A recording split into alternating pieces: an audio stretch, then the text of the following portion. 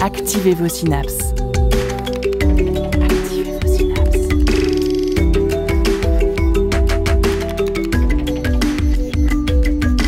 Poussez la porte du Labo des Savoirs et entrez dans un monde de science et d'expérience. C'est le Labo des Savoirs. Vous êtes plutôt mémoire de poisson rouge ou mal alpha? Des dictons ou des idées répandues qui ont parfois un fond scientifique plutôt discutable. Les croyances ont la peau dure, à la fois dans notre quotidien et dans ce qui nous semble être tiré des sciences. Il est temps de vérifier si certaines de ces affirmations sont fondées ou non. Alors, chauffe Marcel, aujourd'hui au Labo des Savoirs, c'est pas sourcé.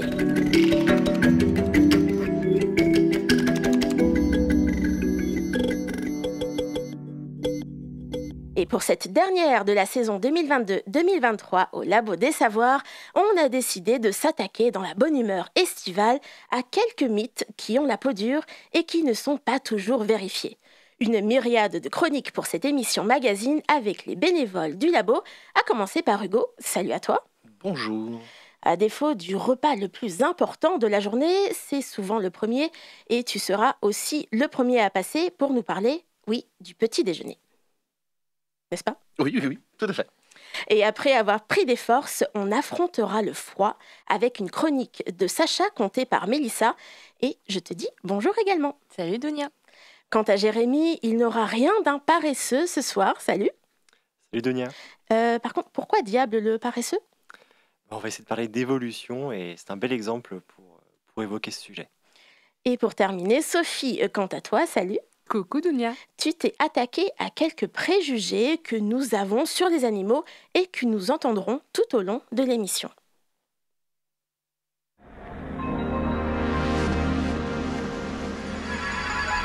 La science dans tous ses états. Au Labo des Savoirs.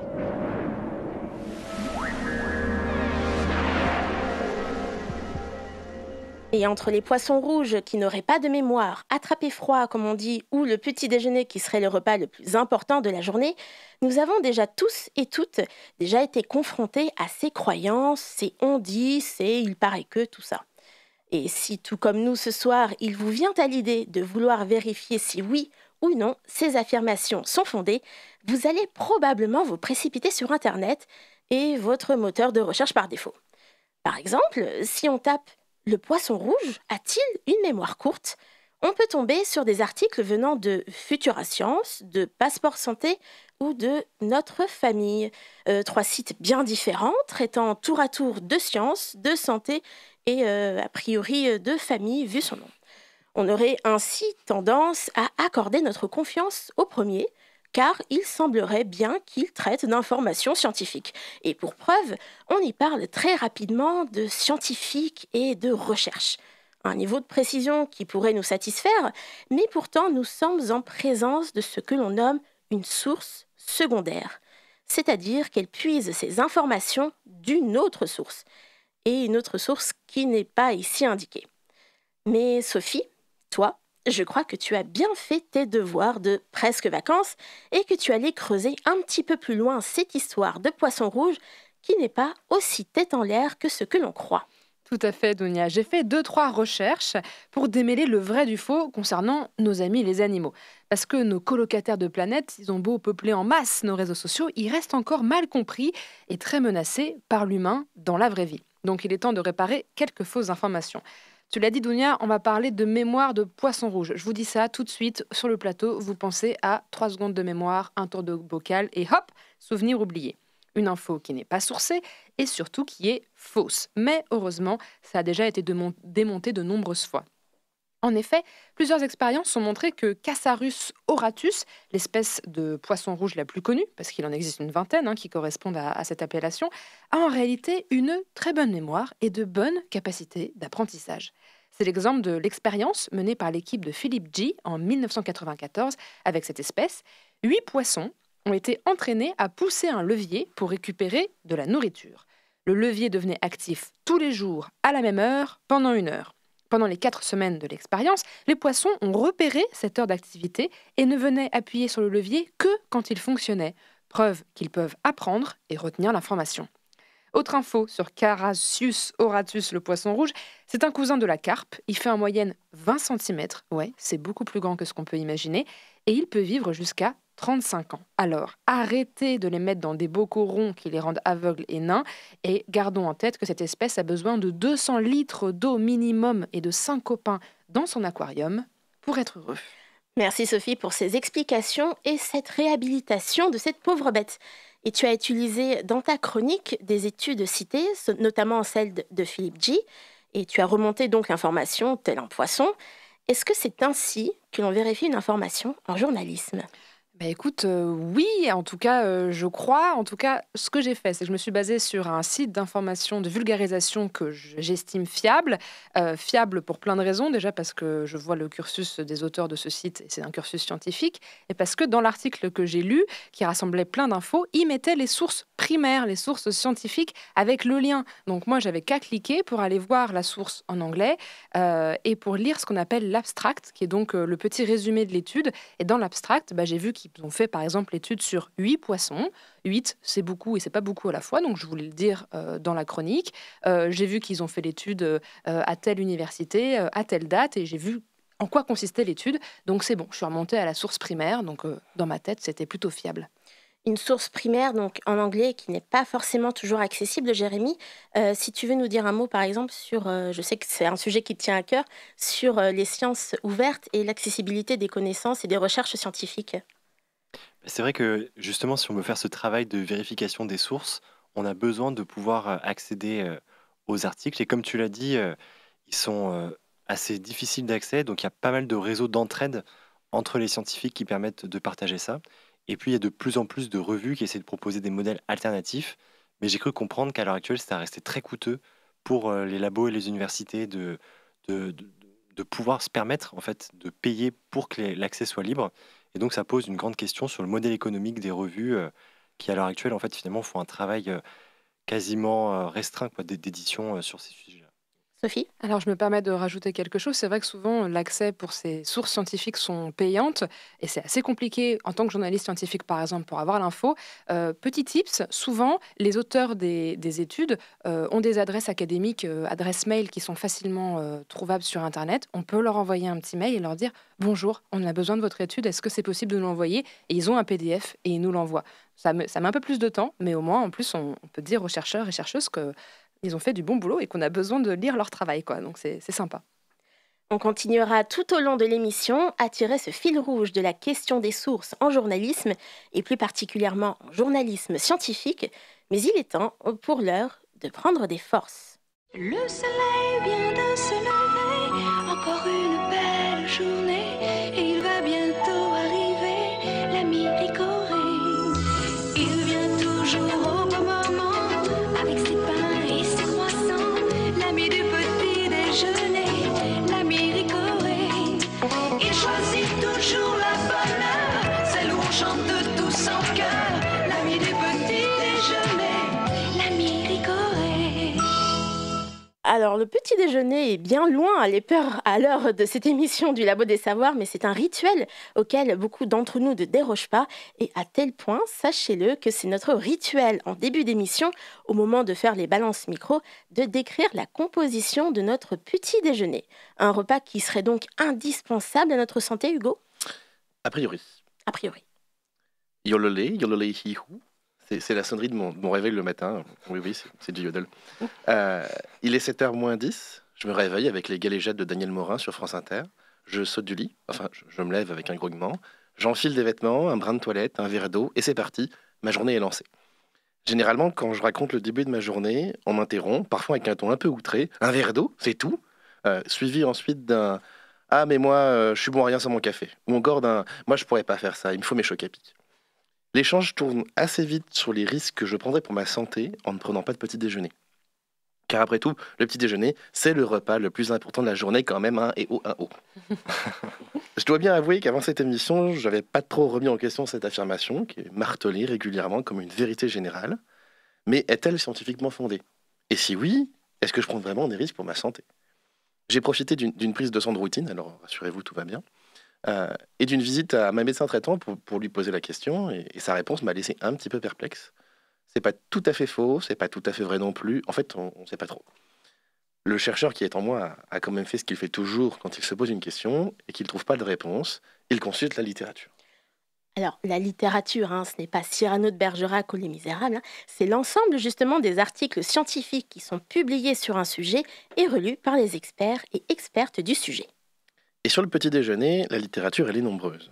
Une étude de l'université du Massachusetts, publiée en 2003 par Yoon-Seng Ma et ses collègues, a mis en avant que sauter le petit déjeuner multiplie par 4,5 le risque d'être en surpoids. Une autre étude, menée par l'université de l'Iowa en 2019 par Chuang-Rong et ses collègues, indiquerait que les personnes ne prenant jamais de petit déjeuner ont un risque de mortalité par accident cardiovasculaire, donc par une crise cardiaque ou un AVC, un accident vasculaire cérébral, et ce risque il serait 87% plus élevé par rapport aux personnes qui, elles, mangent tous les matins, et ça, toutes les mortalités confondues.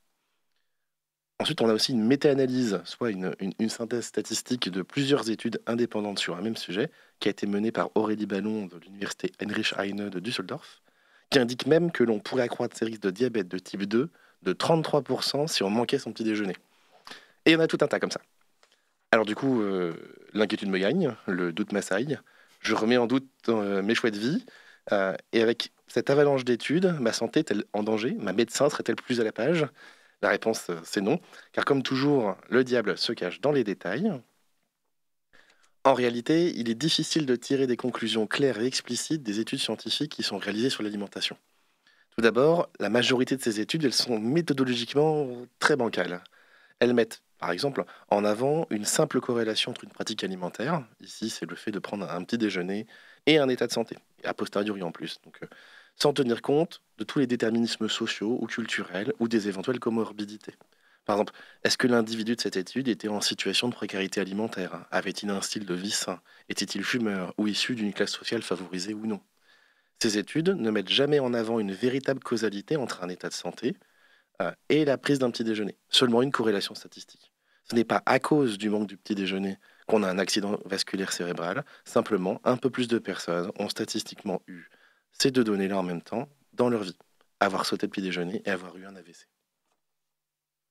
Ces études, elles ont un autre problème, qui est éthique cette fois. Comme le montre une méta-analyse réalisée en 2023 par Anne de Launty, c'est que ces études sont très largement financées par les géants du secteur du petit déjeuner, tout particulièrement les fabricants de céréales pour le petit déjeuner. De quoi largement remettre en doute l'impartialité et la fiabilité de ces études. Aujourd'hui, il n'existe pas de consensus scientifique sur la supériorité du petit déjeuner sur les autres repas. Ce qui fait consensus, par contre, c'est l'importance d'avoir des repas réguliers, équilibrés et avec un apport calorique adapté à ses besoins. Mais alors, pourquoi tout le monde pense que le petit déjeuner est le repas le plus important de la journée? Cette affirmation, elle tient à ses origines de l'industrialisation, qui a vu les pratiques alimentaires des classes ouvrières changer et la naissance de nouvelles thèses sur la nutrition venant du monde médical. La première mention du fait que le petit déjeuner serait le repas le plus important de la journée, elle apparaît au début du XXe siècle sous la plume d'une diététicienne américaine qui s'appelle Lena Cooper, dans le magazine Good Health, journal qui est à l'époque la propriété d'un certain Dr John Harvey Kellogg, inventeur des fameux cornflakes, et dont la compagnie est aujourd'hui la principale financeuse d'études sur le petit déjeuner. Cette affirmation, que le petit déjeuner est le repas le plus important de la journée, s'est imposée comme une évidence à grands coups de campagne de pub qui profitent de la confusion avec les campagnes gouvernementales. Aujourd'hui, malheureusement, la principale source d'information des Français sur la nutrition, ça reste la publicité, au détriment des véritables recommandations comme celle du plan national nutrition santé qui existe depuis 2001 et qui est publié par Santé publique France. Le plan national nutrition santé fixe des objectifs et les orientations de la politique nutritionnelle française. C'est un plan qui met en avant, par exemple, la prise du petit déjeuner, mais c'est surtout pour améliorer l'accès à une alimentation saine pour les enfants qui sont en situation de précarité alimentaire. Avec un objectif de diminuer de 20% la fréquence du surpoids chez les enfants et chez les adolescents, en encourageant la pratique du petit déjeuner, le plan national nutrition santé encourage des prises alimentaires régulières et ainsi pour réduire le grignotage qui est particulièrement vecteur de surpoids chez les enfants. Donc, un petit déjeuner, pourquoi pas? Mais une alimentation équilibrée et régulière, c'est surtout ça le plus important. Et fichez-moi la paix avec mon verre d'eau. Merci Hugo. Promis, on t'embêtera plus avec le petit déjeuner. Est-ce que ce sont des choses que vous avez entendues quand vous étiez à l'école primaire ou enfant, au collège, que justement, pour pouvoir tenir toute la journée. Il fallait prendre un bon petit déjeuner ou la fameuse fringale de 11 heures. C'est des choses que vous avez déjà rencontrées? Oui, oui, moi je me souviens de prendre un petit déjeuner et surtout prendre du jus d'orange le matin, parce que c'est des vitamines et il faut un verre de jus d'orange. Et c'était un truc important. Enfin, j'avais des jus d'orange tous les matins, Parce qu'il y a plein de vitamines dans le jus d'orange, bien sûr, n'est-ce pas? tout à fait. Moi, c'était fait que je finisse mon chocolat au lait parce que le lait, ça faisait grandir. Le lait, ça fait grandir. Le lait, ça fait grandir. Le calcium, Ouais, tout ça, voilà. tout ça. Plein d'allégations sur la bonne santé des enfants. En plus, il y a vraiment cette peur sur laquelle ils jouent au niveau des parents de prendre le bon aliment, bien les alimenter pour que ce soit de fiers et beaux et belles adultes plus tard, n'est-ce pas? Et c'est sur ce sujet-là que la publicité elle a un effet pervers parce que il y a des vrais soucis d'alimentation chez les enfants. Et le plan national nutrition santé, il cherche à lutter contre ça. Et du coup, la publicité, elle s'insère insidieusement entre ces petites infos-là pour dire mais mon produit à moi, il participe à ça, achète-le, achète-le. Ouais, c'est du marketing Bien pour sûr. vraiment surfer sur les peurs des parents, notamment. Mm. Eh ben, on vous propose au moins de ne plus avoir peur, mais au moins de digérer votre petit déjeuner ou votre dîner, suivant l'heure à laquelle vous écoutez l'émission, en musique de circonstance avec Cruise Severs, Sacramental Lettuce au Labo des Savoirs.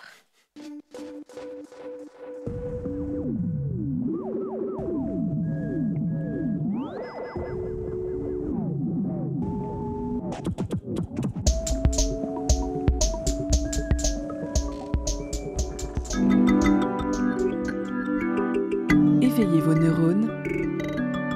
Vous êtes bien. Vous êtes au Labo des Savoirs.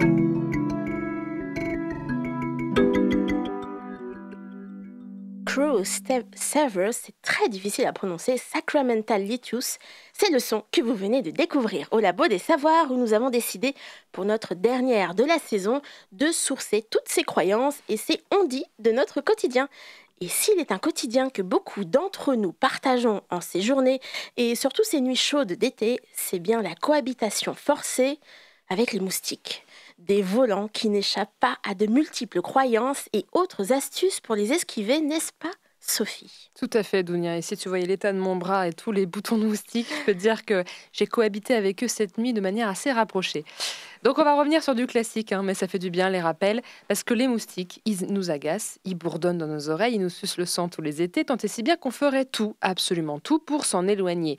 Mais pour s'en débarrasser, le meilleur moyen est de savoir ce qui les attire. Et là, festival de théories, les t-shirts de couleur, les pots à moustiques, la lumière, la chaleur, on ne sait plus distinguer le vrai du faux. Donc, petit retour aux sources. Déjà, il est important de rappeler que sur 3500 espèces de moustiques, seuls 7% piquent l'humain. Et c'est uniquement la femelle qui pique. Elle le fait pour une bonne raison, le sang est un complément alimentaire indispensable pour le développement de ses œufs. Parce que oui, habituellement, les moustiques se nourrissent du nectar des fleurs, comme beaucoup d'insectes. La femelle moustique, elle, peut vivre jusqu'à 2 mois et parcourir une dizaine de kilomètres pour trouver du sang. Autant dire que si elle veut vous trouver, elle vous trouvera. Ensuite, parlons lumière. Navré, mais la lumière, ça n'attire pas les moustiques. La preuve, ils se débrouillent très bien la nuit pour se repérer jusqu'à vous et vous bourdonner à l'oreille. En réalité, les moustiques chassent grâce aux molécules chimiques, comme nous l'explique Yannick Simonin, maître de conférences spécialisé des virus émergents transmis par le moustique, dans un article sur France Inter. Dans un premier temps, l'animal repère le CO2 que nous libérons en respirant. Cela lui permet de se rapprocher du truc vivant avec du sang dedans qui se balade pas loin de lui. Ensuite, le moustique repère les molécules qui sont libérées par notre transpiration ou les bactéries qui sont sur notre peau. Autant de bonnes odeurs pour eux, et ce sont des molécules comme l'acide lactique qui se libèrent d'autant plus quand il fait chaud. Enfin, cette histoire de couleur. Est-ce vrai que le jaune et le rouge attirent les moustiques? Non. En réalité, c'est une histoire de chaleur. Les couleurs sombres absorbent plus la lumière, chauffent plus, et on l'a vu, si ça chauffe plus, il y a plus d'odeurs appétissantes pour le moustique. En résumé, pour tenter de leur échapper, mettez des couleurs claires et prenez une douche. Pour le reste, vous n'y pouvez pas grand-chose, ils vous trouveront de toute façon. Très réjouissant, merci Sophie. Et on te retrouvera pour une dernière chronique sur un ultime animal qui souffre aussi d'un certain malentendu. Mais nous allons désormais réaliser un 180 saisonnier.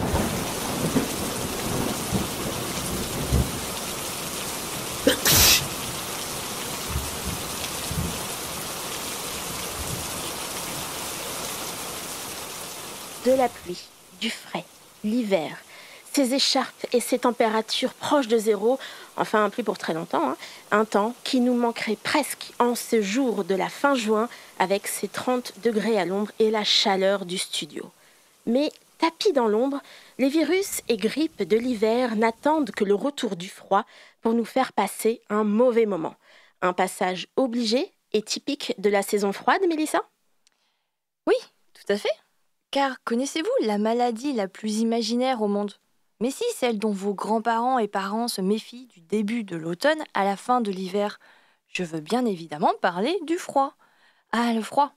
Combien de fois avez-vous entendu ce conseil ? Couvre-toi, sinon tu vas attraper froid. Sauf que attraper froid, ça veut rien dire. Rien dire du tout même. Car, spoiler alerte, non, il n'existe pas de virus ni de bactéries du froid. Alors pourquoi on s'obstine à dire ça ? Parce qu'il est vrai que cette expression renvoie à l'observation empirique de nos aînés. En hiver, on est davantage malade qu'en été. En fait, cette croyance populaire renvoie aux maladies respiratoires, comme le rhume et la grippe, et aux maladies ORL comme les angines et autres otites, qui, effectivement, sont plus susceptibles d'être contractées en hiver. L'attribution des maladies aux micro-organismes ne remonte qu'à la fin du XIXe siècle, notamment avec Louis Pasteur et ses collaborateurs qui développent leur théorie des germes. On a donc compris que plus tard, que le froid n'était pas en lui-même le responsable de tous nos maux. Mais alors, nouvelle question. Pourquoi est-ce qu'on tombe plus souvent malade l'hiver ? Eh bien, une explication possible est de dire que lorsque la température baisse, nous avons tendance à vivre dans les endroits plus confinés, là où il fait le plus chaud. On se retrouve davantage à proximité des autres personnes et avec les fenêtres fermées, plus proches également de leurs pathogènes. Une deuxième explication vient pointer le rôle de l'humidité. En effet, en été, l'air est davantage humide qu'en hiver car il y a plus d'évaporation. Les virus se retrouvent alors enveloppés par des gouttelettes d'eau et tombent plus facilement vers le sol. A l'inverse, l'air hivernal, qui est plus sec, permet aux virus de rester davantage en suspension dans l'air et donc plus susceptibles d'être inhalés. Environnement confiné et absence d'humidité, voilà les seuls fautifs de nos maladies en hiver. Le froid n'aurait donc rien à voir là-dedans. Une vieille étude de 1968, infectant volontairement des gens avec des rhinovirus à différentes températures, 4, 10 et 32 degrés, a même montré qu'il n'y avait pas de différence significative dans le nombre de personnes malades à la fin de l'expérience. Le problème semble donc définitivement réglé, Mélissa ? Ou pas. En 2017, coup de théâtre. Une étude thaïlandaise publiée dans Archive of Virology vient remettre le froid au goût du jour. Avant d'aller plus loin, petit élément de contexte. Suite à une infection virale, notre corps produit des protéines qu'on appelle interférons, qui viennent se fixer aux cellules voisines pour les rendre résistantes à l'infection et limiter la propagation du virus. Dans notre étude de 2017, donc, Boonarkart et son équipe montrent qu'après une infection avec le virus influenza, le virus de la grippe, des cellules des voies respiratoires humaines, cultivées in vitro et exposées au froid, produisent moins d'interférons que celles maintenues à 37 degrés. Voilà donc un premier mécanisme potentiel du froid sur l'immunité. Il empêche nos cellules d'être résistantes face au virus. Donc ça y est, on a tout compris du coup de froid ? Et non, car fin 2022, deuxième coup de théâtre. Une étude américaine de Di Huang et ses équipes, publiée dans Journal of Allergy and Clinical Immunology, vient pointer un autre mécanisme. Les scientifiques ont découvert le rôle des vésicules extracellulaires produites par les cellules épithéliales du nez. Ce sont les cellules qui composent les muqueuses nasales, une des premières barrières immunitaires face aux pathogènes. Ces vésicules extracellulaires, donc, sont des genres de petites capsules entourées de lipides qui permettent aux cellules de relarguer une grande diversité de molécules dans le milieu extérieur. À la surface de ces vésicules, il y a donc des récepteurs qui sont capables d'adhérer aux particules virales rencontrées, ce qui permet leur neutralisation. Pour résumer, nos cellules nasales produisent des vésicules qui neutralisent les virus qui viennent s'y loger.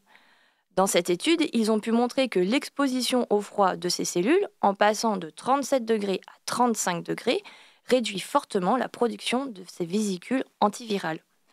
Vous me direz, mais quand notre corps atteint 35 degrés, c'est l'hypothermie ? Et vous avez raison. Dans ce cas-là, il se passe d'autres problèmes, mais que je ne détaillerai pas ici. Mais le nez étant une extrémité de notre corps, il se refroidit beaucoup plus vite que d'autres parties. C'est pourquoi vos grands-parents ne cessent de vous répéter de vous couvrir pour ne pas que votre nez soit trop froid. Depuis peu, donc, plusieurs études viennent élucider ce mythe d'attraper froid qui n'est donc pas si faux que cela. L'observation empirique de nos aînés, même si elle n'explique pas tout, permet néanmoins de susciter chez les chercheurs et les chercheuses la curiosité permettant d'éclaircir les mystères de la nature. Et la prochaine fois qu'on vous fera la remarque, vous pourriez apporter toute la nuance nécessaire qui fait la beauté de la démarche scientifique. Merci Mélissa pour nous avoir raconté avec brio cette chronique que Sacha a écrite et qu'on embrasse depuis Nantes. Bisous Sacha. Bisous Sacha. Et attraper froid est un exemple parfait de ces expressions populaires qui ont pu découler d'observations empiriques sans qu'on ait forcément l'explication du phénomène. Ce qui conduit aussi d'autres croyances à être transmises et perdurer jusqu'à nos jours. Et est-ce que vous en avez, vous, autour de la table, que vous aimeriez bien vérifier, dont on vous avait entendu parler ou qu'on vous dit régulièrement? Sophie? Alors moi, j'ai une expérience. Enfin, on m'a toujours dit quand je me fais piquer par des moustiques, pour revenir sur l'histoire de moustiques, Encore les moustiques? de mettre de l'huile essentielle de lavande. C'est ma maman qui avait de l'huile essentielle de lavande et donc j'en ai avec moi. Et il y a pas longtemps, j'ai fini mon pot et je me suis dit, il faut que j'en rachète, mais je sais même pas si ça marche en fait. Si mettre de l'huile essentielle de lavande sur les boutons, ça m'empêche de me gratter ou pas. Alors je crois que oui, mais j'ai pas vérifié ça vraiment dans les détails. Donc je pense que c'est une information que ma mère a eue à force de l'utiliser et puis par des amis qui lui ont conseillé, mais j'ai jamais vérifié. Ce serait à vérifier, donc peut-être un bras où tu te couvres de lavande et un bras sans lavande. Voilà. Ce que ça fait. Voir si- Mélissa? Moi, c'est des dictons météorologiques. Ou avec, par exemple, Noël au bacon, pas cotisons. Est-ce qu'il y a eu vraiment une étude qui s'est faite là-dessus sur les remarques? Je pense pas du tout, mais voilà, c'est des trucs comme ça, de remarques de paysans, agriculteurs, qui revient souvent. Qui sont vraiment basés sur l'observation, Ouais. où ils essayaient de prédire la météo en fonction, par exemple, du Exactement. comportement des animaux ou ce genre de choses. Ouais. Sophie? Mais alors ça, les trucs de météo sur les nuages qui sont bas, qui sont hauts, de telle couleur, etc., il y en a plein. Alors je connais pas les dictons, donc je ne veux pas les dire ici, mais il y en a plein et c'est des choses tout à fait basées sur l'expérience, mais qui sont vraiment liées à des endroits en France très précis et donc a priori à des phénomènes météo ou des vents qui correspondent à cet endroit-là. Donc bon, je sais pas si c'est vrai ou pas, mais en tout cas c'est assez intéressant. Jérémy? Moi, c'est peut-être plus en lien avec mon boulot où j'ai l'impression qu'on dit toujours que voilà, c'était mieux avant, que maintenant les jeunes ne savent plus rien apprendre, que le téléphone c'est fatal pour l'attention. Et du coup, je me demande voilà, à quel point est-ce que ça c'est vraiment vérifié. Est-ce que c'était vraiment mieux avant? Définir le mieux avant, déjà, je pense qu'on peut pas... C'est souvent comme ça, de toute façon, en science. Si on part d'un cas particulier, on essaie d'en faire une généralité, et ça fonctionne pas toujours. Hein. Ça, on peut le dire. Eh bien, on va, nous, se réchauffer. Oui, si, on va se réchauffer encore, même par 30 degrés en musique, avec Jaron Marshall, Flying High, et on revient tout de suite pour la dernière partie de notre émission, Au Labo des Savoirs.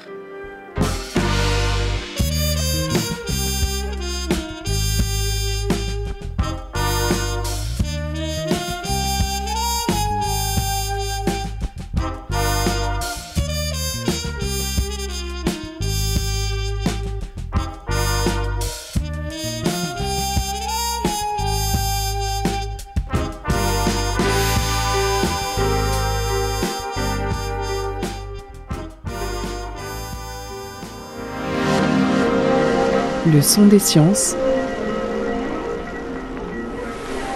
au Labo des Savoirs.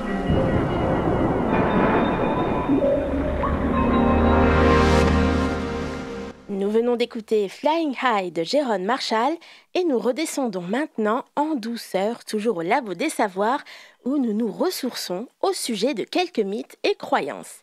Nous avions vu un petit peu plus tôt dans l'émission qu'il existait des sources secondaires et vous vous en doutez, cela veut bien signifier qu'il existe des sources primaires, évidemment. Comme expliqué par Sophie et Jérémy, il s'agit le plus souvent d'articles scientifiques parus en anglais et relus par les autres experts et expertes du sujet.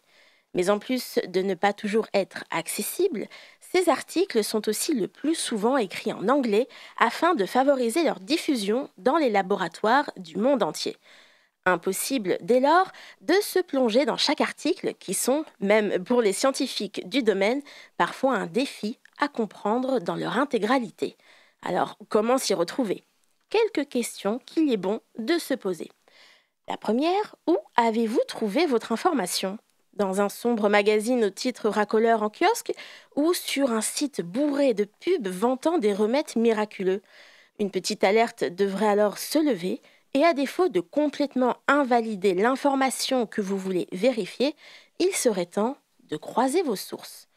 Ainsi, vérifier l'information dans plusieurs articles, même s'ils sont secondaires, permet d'augmenter la probabilité qu'elle soit plausible. Et si ces sources secondaires citent d'autres sources primaires, vous êtes sur la bonne voie, c'est plutôt bon signe. Et si vous avez des interviews ou des interventions de scientifiques en poste et correspondant au champ d'études, car oui, on ne devrait pas demander à un physicien son avis d'expert sur le Covid, par exemple. Eh bien, cela renforce la probabilité de se trouver en présence d'une information sérieuse.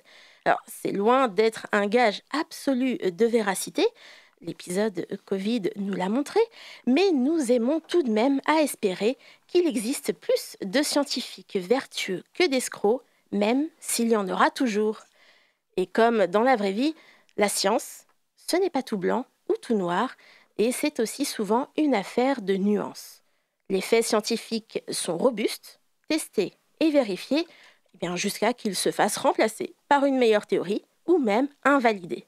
Et notre compréhension du monde a été mise à l'épreuve depuis des siècles et nous avons tout de même quelques certitudes, mais n'oublions pas de rester vigilants et vigilantes quant aux informations miracles, révolutionnaires, aux bruits de couloirs et autres. Ah mais pour moi c'est complètement vrai, tu devrais essayer, je te jure, ça a vraiment marché. Et nous avons même quelques découvertes scientifiques qui ont la peau dure, mais tellement dure qu'elles peuvent être ancrées jusqu'à nos sociétés, parfois même pour les pires idées, n'est-ce pas Sophie ? Tout à fait, Dounia. Là, on va s'attaquer à un mythe qui a la peau dure, comme tu le dis. Je vais vous parler de mal alpha. Alors, autour de la table, est-ce que vous avez déjà entendu parler de cette théorie du mal alpha ? C'est un truc de coach de séduction ou... Ouais, t'es pas loin, Jérémy. Mélissa, ça te dit quelque chose aussi ? Un truc de beauf, surtout. S'il y a mal alpha, mal bêta, mal oméga, mal tout ça, il y a pas tout. On n'a pas la description des autres. Mais Est-ce ouais. que tu peux faire de l'algèbre de mal, du coup. Ah oui, Alpha là, plus bêta on égale passe bêta sur carré. des maths grecques. Et en plus, ça viendrait. En fait, c'est même dans un livre de science-fiction, Le meilleur des mondes, où il y avait les individus qui étaient en caste, et c'était les alphas, les bêtas, les gammas, et plus tu avançais dans l'alphabet, plus c'était des sombres merdes, en fait. Eh ben, on n'est pas si loin de la vérité, sauf que je vais le dire tout de suite, d'entrée de jeu, le mal alpha, ça n'existe pas. Voilà, comme ça c'est fait, c'est Quoi dit. Comment ? Je sens ma virilité s'en aller là. Eh ben, tu fais bien. Donc on va démontrer tout ça par des sources, bien sûr, car j'en ai une des particularités de ce mythe, du mal alpha, qui a été observé chez les loups, remettons les choses dans le contexte, c'est que la source de l'erreur et la correction qui est venue quelques années plus tard vient du même scientifique. Preuve, s'il en fallait, que la science, ça évolue et que tout bon scientifique doit accepter de se tromper. Alors, laissez-moi un petit peu vous raconter tout ça. La première mention d'animaux alpha apparaît en 1947 dans une étude menée par le zoologiste suisse Rudolf Schenkel, pardon si j'écorche son nom, de l'université de Bâle. Pour ses travaux, Rudolf a observé une meute de loups dans le zoo de sa ville, des loups en captivité, où les mâles se chamaillent pour de la nourriture. Ces combats amènent à la victoire d'un individu qui peut alors manger le premier. Rudolf décide d'appeler ce loup par la première lettre de l'alphabet grec, c'est beaucoup utilisé en sciences, mâle alpha. C'est ce mâle, et seulement lui, qui pourra se reproduire avec la femelle alpha, devenant ainsi le couple dominant de la meute.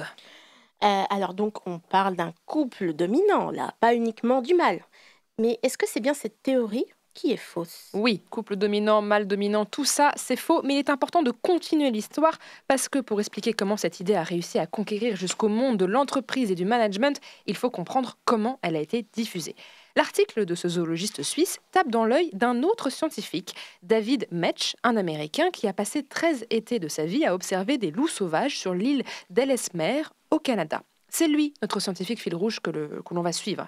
David Mensch reprend alors notre fausse théorie et ajoute ses propres observations Et après, il pond un livre en 1970 qui s'appelle The Wolf, The Ecology and Behavior of the Endangered Species. Je pense que là, mon anglais est parti En ouais. vacances. Voilà, il y a eu un truc. Ouais. Donc, en français, le loup, l'écologie et comportement d'une espèce en voie de disparition. Ce livre, c'est un succès. Il est tiré à plus de 110 000 exemplaires. Il diffuse partout l'idée d'une compétition au sein des meutes et d'un mâle dominant, vainqueur de combats féroces. Sauf que dans les années 2000, 30 ans de recherche plus tard, David Mensch réalise son erreur. En réalité, une meute de loups, c'est une famille. Le couple alpha, ce n'est rien d'autre que le couple parental.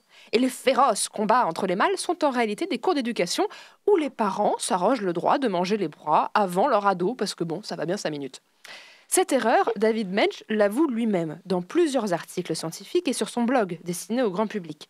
Il tourne même une vidéo de 2 minutes, qui est toujours disponible sur YouTube pour les anglophones, dans laquelle il explique que les bons termes seraient plutôt mâle ou femelle reproducteur, mâle ou femelle adulte, bref, parent. David Mensch en vient même à demander l'arrêt de la publication de son livre et consacre beaucoup d'efforts à corriger son affirmation de 1970. Mais Sophie, alors, comment savoir qu'il ne se trompe pas à nouveau? Parce que cette fois, il a le soutien de toute la communauté scientifique derrière lui. Il y a plusieurs travaux sur les loups, mais aussi sur les primates, qui démontrent progressivement l'idée de compétition et de dominance dans le monde animal. C'est absolument passionnant. Problème, cette notion de mâle alpha a très vite été reprise par d'autres penseurs, et je mets des guillemets à penseurs, qui sont loin, très très loin de la démarche scientifique et qui n'ont pas hésité à appliquer cette notion à l'homme. Si bien que dans les années 2000, on la retrouve absolument partout. La masculinité, le développement personnel, voire même la gestion des ressources humaines en entreprise. Je ne vous mens pas, le Harvard Business Review publie un article en 2004 de 18 pages, il faut se les taper, qui s'appelle Coaching the Alpha Male, suivi d'un long texte d'analyse avec des graphiques colorés, des chiffres à l'appui.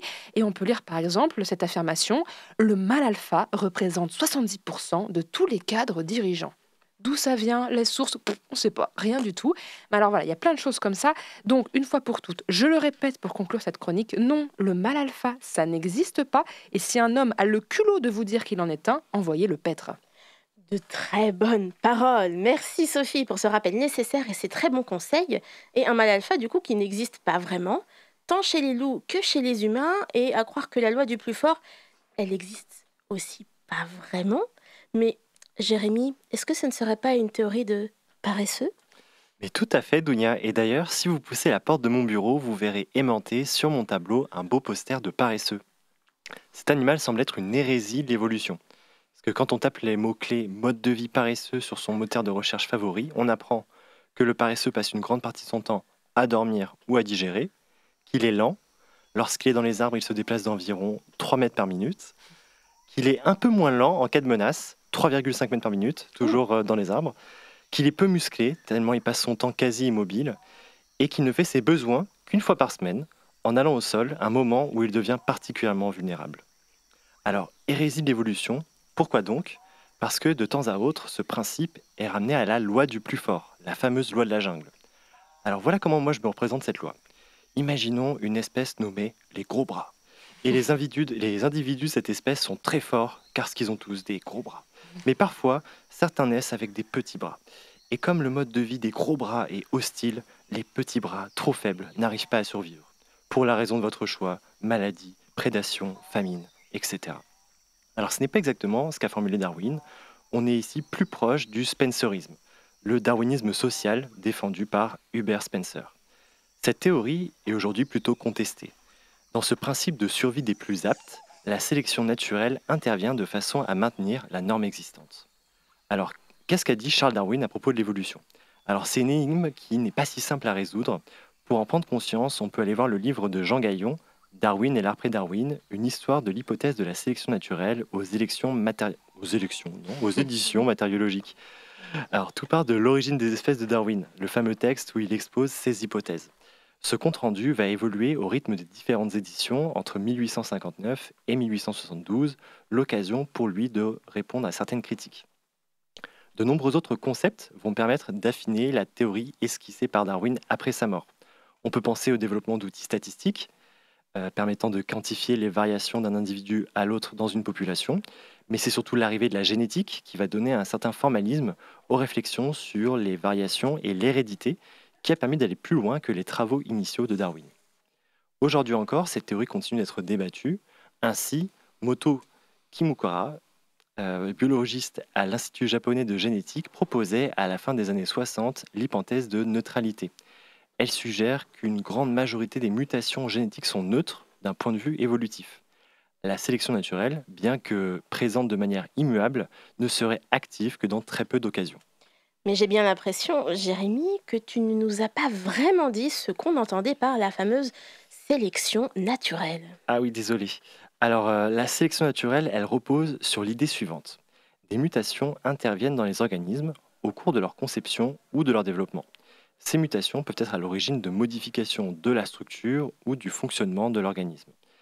Si ces modifications amènent un avantage à l'organisme dans le milieu où il vit, alors il aura plus de chances de prospérer et de transmettre cette mutation à sa descendance. Descendance qui aura elle-même plus de chances de mieux vivre, et ainsi de suite. Par dissémination de cette mutation, l'espèce évolue, elle change de norme. On passe de la loi des plus aptes, où la norme est figée, à la loi des plus adaptés. Le profil de l'espèce évolue selon les contraintes de son environnement. Contraintes qui peuvent bien sûr varier dans le temps. Alors un exemple très connu, c'est celui de la phalène du bouleau. À proximité des cheminées, la suie du charbon recouvre les bouleaux et rend le camouflage de ces papillons plutôt clairs inopérant. Les phalènes qui ont des pigments foncés passent eux plus inaperçus, ce qui permet à cette mutation de rapidement se propager lors du pic d'utilisation du charbon, notamment il y a près de 200 ans. Vincent Guilly du blog Planète Vie nous apprend d'ailleurs que cette mutation est de moins en moins courante suite aux mesures environnementales prises dans les années 70. Pour résumer, la sélection s'opère sur des mutations qui permettent aux organismes qui les portent d'être plus ou moins adaptés. Et donc cette sélection change la forme des espèces. Cette sélection naturelle, elle est analogue à la sélection qui est opérée dans l'élevage. C'est ainsi qu'on l'a cherché à avoir des espèces spécialisées pour la viande, le lait, la peau, etc. C'est d'ailleurs de ce constat dont est parti Charles Darwin pour creuser sa théorie. Mais que peut-on alors conclure concernant cette fameuse théorie de l'évolution de Darwin ? Alors la première chose que j'ai envie de retenir, c'est que si les contraintes environnementales changent, un individu peut perdre son statut de plus adapté.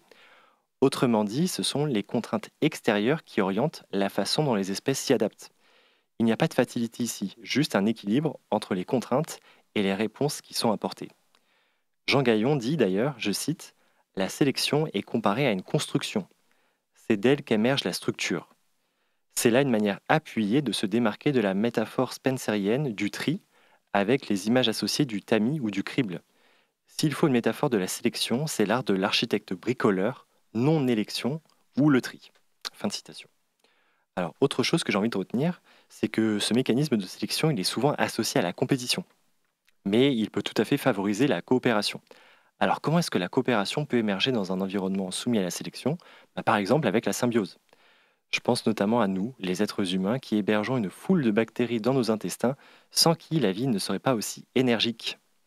Et ton cher paresseux, Jérémy, vu qu'on essaie d'y revenir, vu que tu as commencé la chronique ainsi ? Eh bien, le paresseux lui-même, il est au cœur de plusieurs relations symbiotiques. C'est ce que j'ai appris notamment grâce à Océane Lierman de l'association Ad Naturam. Le paresseux héberge dans sa fourrure des micro-algues qui lui permettent de se parer de verre, en plus d'être très joli, contribue à son camouflage. Et puis en cas de petit creux, un coup de langue et hop, une ration de lipides bienvenue pour compléter son régime alimentaire riche en cellulose. On trouve aussi dans sa fourrure des petits papillons, vivant leur meilleure vie à l'abri des oiseaux et qui se nourrissent des sécrétions de la peau du paresseux. Et figurez-vous que ce papillon profite de la descente hebdomadaire du paresseux pour laisser ses larves grandir dans les déjections fraîchement enterrées. Et les quelques papillons qui meurent sur le paresseux peuvent ensuite nourrir les micro-algues. La boucle est bouclée. Merveilleux, non ? Ah, c'est trop beau. Alors moi, je trouve que c'est pas aussi merveilleux que cette idée qu'il existe un morceau de notre environnement où un animal quasi immobile, squatté par des algues et des mythes, qui passe la majeure partie de son temps à dormir et à manger, soit considéré comme adapté. Alors merci à Darwin pour ces belles idées et merci à celles et ceux qui précisent sa pensée. Et merci Jérémy pour ce recadrage en règle du paresseux et de la loi du plus fort. D'ailleurs, comme pour les mâles alpha, cette fameuse loi du plus fort a des conséquences qui vont au-delà du simple fait scientifique, car ce sont des principes qu'on essaye d'appliquer à notre propre société, parfois de façon extrêmement bancale. Donc la science, elle a vraiment bon dos pour se dédouaner de certains comportements et que je suis sûre, chacun et chacune d'entre nous et d'entre vous en studio avait déjà rencontré. Ouais, moi j'ai un exemple. On m'a appris quand j'étais petite que les garçons avaient un bon sens de l'orientation parce que c'était hérité des hommes de caverne qui allaient chasser, alors que les filles, elles, beaucoup moins parce que, tu comprends, elles restaient à la grotte pour garder les petits ou faire de la cueillette. Donc nous, on se retrouvait dans les placards et les chaussettes, alors que les garçons, ils se retrouvaient à l'extérieur. Bon, bah, j'ai un très très bon sens de l'orientation à l'extérieur et je retrouve pas mes chaussettes. Ça fait de moi quoi, exactement? Une créature bizarre. Bizarre. Parce que c'est un bon sens de l'orientation, mais pas dans la grotte, du coup. Voilà. C'est peut-être le problème de la grotte, en effet, mais voilà, ça fait partie de ces conceptions qu'on peut avoir et que la nature ou la biologie essaye de nous faire dire. Mélissa, tu avais un autre exemple? Ouais, moi j'entends souvent aussi ah ben non, moi je suis les chronotypes. Oui. Style ah non, moi je suis un dauphin, je me lève très très tôt et il faut que je me couche très très tôt, ou je suis un ours et donc il faut que je me couche très très tard et je me lève tard. Enfin voilà, je sais pas vraiment sur quoi c'est. Enfin, je pense qu'il y a un fond vrai, mais comment le marketing a vraiment amplifié la chose, l'utiliser dans le développement personnel et faire en sorte que ce soit vraiment plutôt des normes à suivre et vraiment plus des contraintes que vraiment s'écouter. Enfin, voilà. Cette idée de vouloir encore mettre les gens dans des cases, de dire qu'ils sont régis par des instincts, par la biologie, par quelque chose de très naturel, hein. Nous sommes tous des êtres extrêmement naturels et on est dictés par nos pulsions et nos instincts, voire notre cerveau reptilien, parfois, Oui. paraît-il. Est-ce que vous avez eu d'autres exemples à ce sujet, Jérémy? Bah, pour rebondir sur ce que tu disais, et puis un peu aussi sur la fameuse loi du plus fort, enfin, le fait qu'on considère que l'homme est naturellement égoïste et que ce qu'il veut, c'est maximiser ses propres besoins, l'histoire un peu de la main invisible et tout ça. Enfin, j'ai l'impression qu'il y a des gens qui en viennent de petit à petit et que c'était bien formalisé, mais peut-être qu'on est passé un peu à autre chose depuis, quoi. Rien d'autre à ajouter pour cette dernière de l'émission? C'est vos ultimes possibilités de vous exprimer, Nos ultimes bafouilles. vos ultimes bafouilles. Ce que j'allais dire. Eh bien, si la science a parfois bon dos pour justement expliquer ça, on invite tous et toutes à rester plutôt vigilants quant à ces fameuses allégations ou ces retours à la nature. C'est moi je suis un ours, moi je suis de tel chronotype et moi j'invoque la biologie pour penser telle ou telle chose. Donc, non, vous avez probablement tort et la science et la biologie ont aussi des choses à dire que vous ne parfois comprenez pas. Et c'est la fin, en effet, de cette émission et de cette saison au Labo des Savoirs. Il est l'heure donc des remerciements. À commencer par Sophie, mon pilier du labo, sans qui nombre de ces émissions de la saison n'auraient pu avoir lieu. Un énorme bravo et merci aussi à l'ensemble des bénévoles et des amis de cette saison. La liste est longue, allons-y. Je vais parler de Lorraine, d'Anthony, de Jérémy, de Mélissa, Julie, Aurore, Floriane, Sacha, Hugo, Célie, Marie, Nolwenn, Hélène, Mathis, Paulin, Aline et Justine qui ont avec brio mené chronique, émission, interview et levée de coude aussi pendant ces 10 derniers mois. Merci à l'ensemble de nos partenaires et soutiens qui permettent au Labo des Savoirs d'exister. Et enfin, merci à vous, chers auditeurs et auditrices, de nous avoir accompagnés tout au long de cette belle année et de science et de connaissances.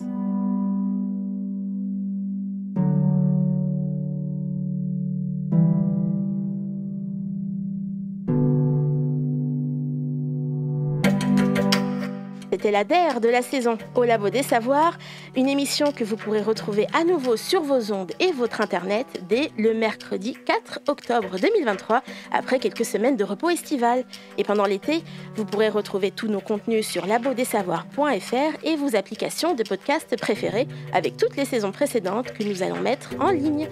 Prenez soin de vous en notre absence, que votre été soit plein de découvertes et à la rentrée 2023 pour une nouvelle saison.